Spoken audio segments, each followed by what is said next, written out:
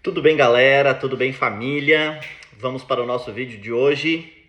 Hoje estaremos falando sobre Mateus capítulo 10, tá? Um capítulo um pouco extenso, então pode ser que o vídeo fique um pouco longo.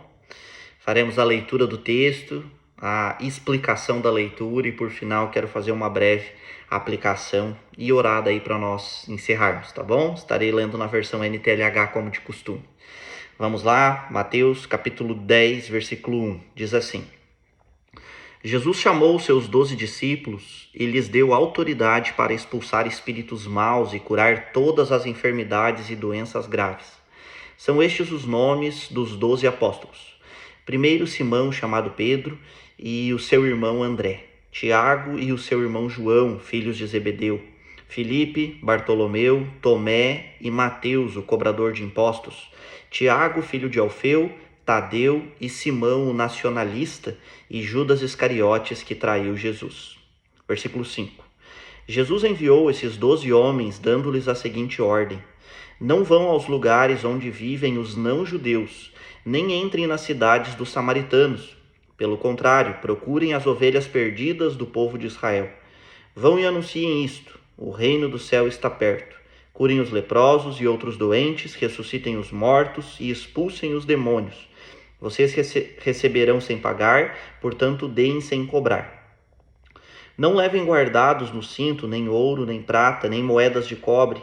Nesta viagem não levem sacola, nem uma túnica a mais, nem sandálias, nem bengala para se apoiar, pois o trabalhador tem o direito de receber o que precisa para viver. Quando entrarem numa cidade ou povoado, procurem alguém que queira recebê-los e fiquem hospedados na casa dessa pessoa até irem embora daquele lugar. Quando entrarem numa casa, digam que a paz esteja nesta casa. Se a pessoa daquela casa receberem vocês bem, que a saudação de paz fiquem com elas. Mas se não os receberem bem, retirem a saudação. E se em alguma casa ou cidade as pessoas quiserem recebê-los, não quiserem recebê-los nem ouvi-los, saiam daquele lugar e na saída sacudam o pó das suas sandálias como sinal de protesto contra aquela gente. Eu afirmo a vocês que isto é verdade. No dia do juízo, Deus terá mais pena das cidades de Sodoma e de Gomorra do que daquela cidade. Versículo 16. Escutem, eu estou mandando vocês como ovelhas para o meio de lobos. Sejam espertos como as cobras e sem maldade como as pombas.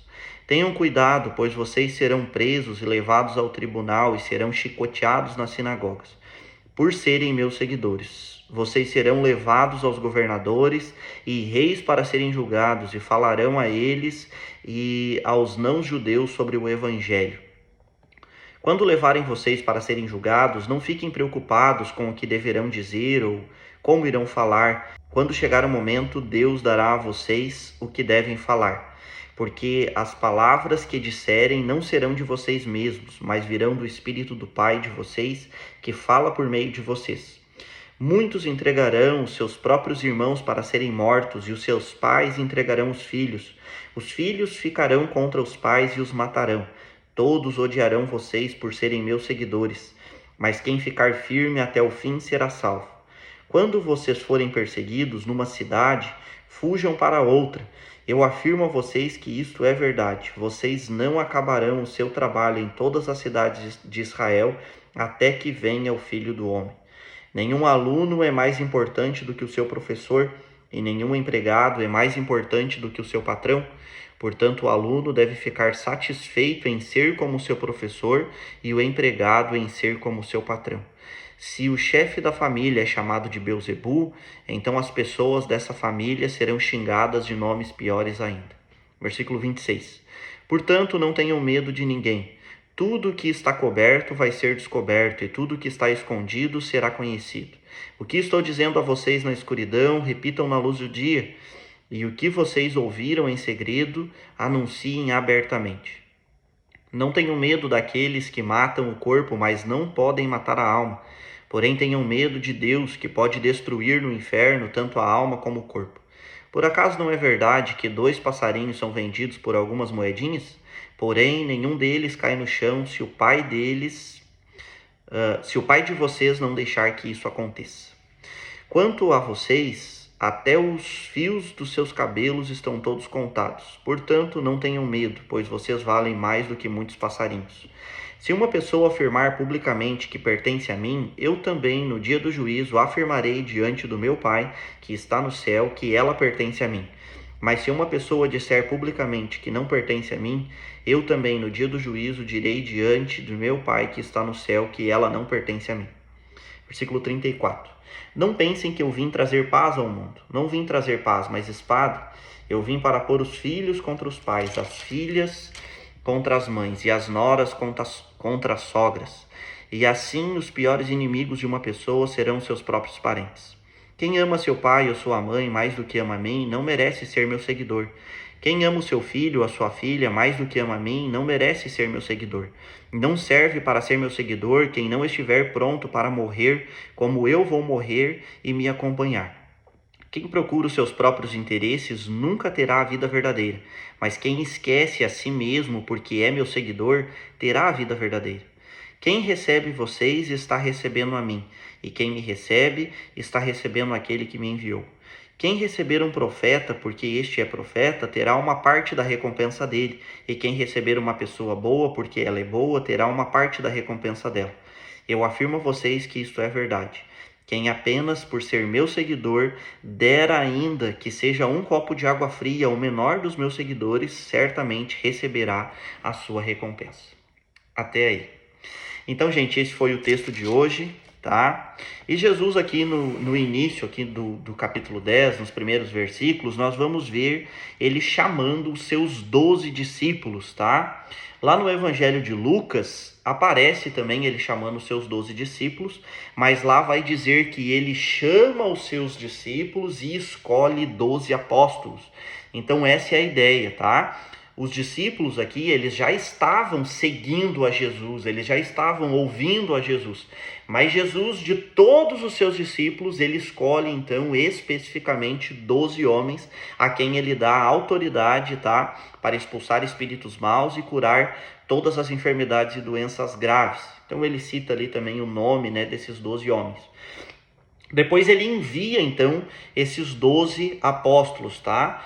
Jesus envia eles aos judeus, ele diz, né, não vão aos não-judeus e nem entrem em cidades de samaritanos, mas eu estou enviando vocês as ovelhas perdidas da casa de Israel, ou seja, aos judeus, tá? E eles deveriam anunciar que o reino estava perto, eles deveriam curar, né, as enfermidades, curar os leprosos, ressuscitar os mortos e expulsar os demônios. Jesus disse que não era para eles cobrarem nada, mas que eles iriam receber de graça e, portanto, eles deveriam dar de graça, né? O que eles receberiam de graça? Jesus diz a eles, né, que eles não deveriam levar sacola, não deveriam levar uma túnica a mais, nem sandálias, nem bengala, ou seja, eles deveriam ir assim com a roupa do couro mesmo, né?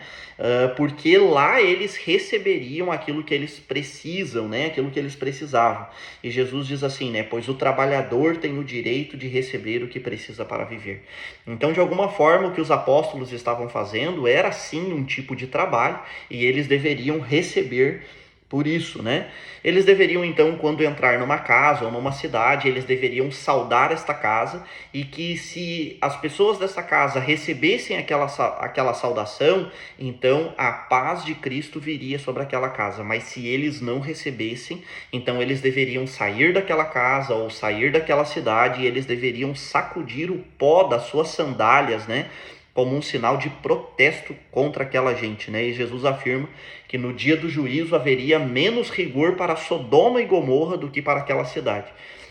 Sodoma e Gomorra são duas cidades, né, lá do Antigo Testamento, cidades completamente perversas que Deus destruiu, né? Deus mandou literalmente fogo do céu contra aquela cidade, né?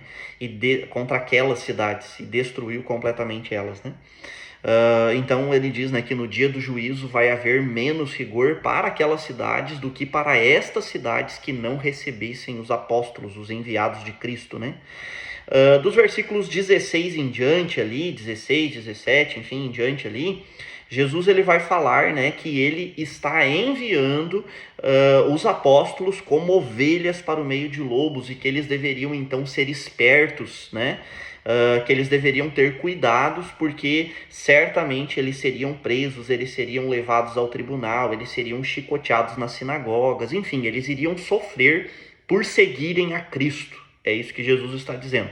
Obviamente que essa é uma palavra não necessariamente para este momento, mas uma palavra também para o futuro, né? Porque depois da morte e ressurreição de Cristo, Jesus sobe aos céus e os apóstolos então começam a pregar o evangelho, e isso daqui então começa a acontecer com eles, né? Literalmente, eles são chicoteados, eles são levados às sinagogas, né? Eles são presos, eles são maltratados, perseguidos por pregarem o evangelho, tá? E Jesus encerra ali, né, no versículo 25, dizendo que ele foi maltratado. Jesus diz assim, né, a mim chamaram de Beelzebul, né? Então, para vocês, vão chamar vocês de nomes piores ainda, né?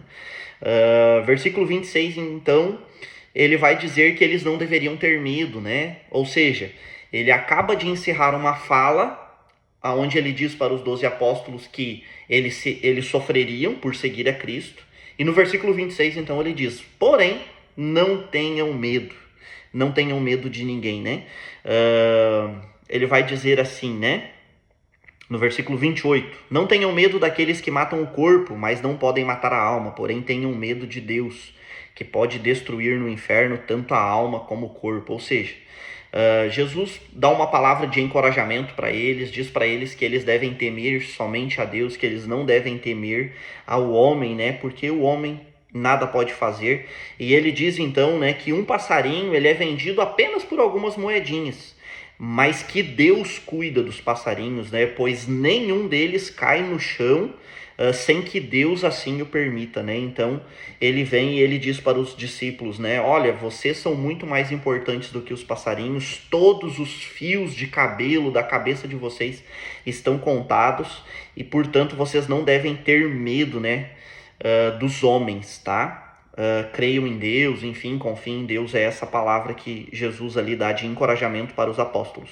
Depois, então, no versículo 32 e 33, ele vai falar, né, que se uma pessoa afirmar publicamente que pertence a ele, no dia do juízo, ele confessaria diante de Deus, né, que aquela pessoa pertence a ele, né? Então isso é uma palavra também de encorajamento para os apóstolos. Olha, mesmo que haja perseguição, mesmo que persigam vocês, mesmo que talvez levem vocês até mesmo para a cruz, que matem vocês, saibam que haverá uma recompensa, porque no dia do juízo, como vocês me confessaram publicamente, eu vou confessar diante do meu Pai que vocês pertencem a mim. Depois, então, a partir do versículo 34, Jesus vai falar algumas coisas muito fortes, né? Onde ele vai dizer que ele não veio trazer paz ao mundo, mas espada. Eu vim para pôr os filhos contra os pais, as filhas contra as mães, as noras contra as sogras. Por que isso, né? O que Jesus quer dizer com isso? Os judeus, eles não receberam Jesus. Mais do que isso, eles perseguiram Jesus, eles crucificaram, eles mataram Jesus. Então imagina para esses judeus agora descobrirem que o seu filho ou a sua filha é um cristão, é um seguidor desse Jesus. Certamente isso geraria uma resistência da família, né, contra os seus próprios familiares por confessarem Jesus, né? Então, os pais certamente expulsariam os seus filhos, as suas filhas de casa, né, quando descobrissem que eles estavam seguindo a Jesus, né? Por isso que Jesus diz, né, quem ama o seu pai ou a sua mãe mais do que ama a mim, não merece ser meu seguidor, não vai conseguir seguir a Jesus, né? Versículo 39, quem procura os seus próprios interesses nunca terá a vida verdadeira, mas quem esquece a si mesmo porque é meu seguidor, terá a vida verdadeira. Ou seja, há um preço para seguir Jesus, né? Então parece que Jesus aqui ele vem construindo algo, ele chama os seus 12 apóstolos, ele dá uma missão para esses apóstolos, e antes mesmo desses apóstolos saírem para a missão, ele começa a falar sobre as dificuldades que os apóstolos enfrentariam, né? As perseguições, enfim, Jesus diz, né? Vocês não devem ter medo, me confessem porque eu vou confessar vocês no dia do juízo diante de meu Pai. Olha, não pensem que eu vim trazer paz, eu vim trazer espada, vai haver conflitos internos dentro da própria casa, mas haverá uma recompensa, né? Então Jesus aqui, a partir do versículo 40, ele promete essa recompensa, ele diz, né? Quem recebe vocês está recebendo a mim, e quem me recebe está recebendo aquele que me enviou. Quem receber um profeta, porque este é profeta, terá uma parte da recompensa dele. Quem receber uma pessoa boa, porque ela é boa, terá uma parte da recompensa dela. Se você, por ser meu seguidor, der um copo de água ao menor dos meus seguidores, você receberá uma recompensa. O que Jesus está querendo dizer? Ele está querendo dizer que haverá uma grande recompensa para aqueles que foram perseguidos por seguirem a Jesus. Ele diz assim, olha, se você der um simples copo de água, você já vai ser recompensado por isso. O que fará se você, por me seguir, resistir às perseguições, se manter firme, perseverar até o final? Você terá uma grande recompensa. É isso que Jesus nos promete, e nós podemos crer nisso. Então, por seguirmos a Jesus, por confessarmos a Jesus, certamente nós vamos, às vezes, enfrentar algumas dificuldades, algumas resistências, às vezes até mesmo chacotas, enfim. Mas o que Jesus nos diz? Que nós devemos perseverar porque haverá uma recompensa para nós, E Jesus é quem promete isso. Jesus é o recompensador. Então que nós venhamos nos manter firmes na presença de Jesus, no caminho de Jesus, que nós venhamos perseverar em segui-lo mesmo em meio às nossas dificuldades. Tá certo, gente? Esse foi o estudo de hoje. Espero que vocês tenham gostado e em breve aí nós teremos mais vídeos aí onde entraremos aí no capítulo 11 de Mateus, tá certo? Quero orar com vocês. Deus, em nome de Jesus, obrigado, Senhor, pela tua palavra, obrigado, Senhor, porque o Senhor é justo, o Senhor é fiel e a tua palavra nos promete que há recompensa, Senhor, por te seguir. Que nós venhamos, Pai, perseverar em seguir ao Senhor, mesmo diante das dificuldades que talvez isso trará. Mesmo, Senhor, diante das perseguições, nós vemos homens de Deus que sofreram tanto por seguirem ao Senhor.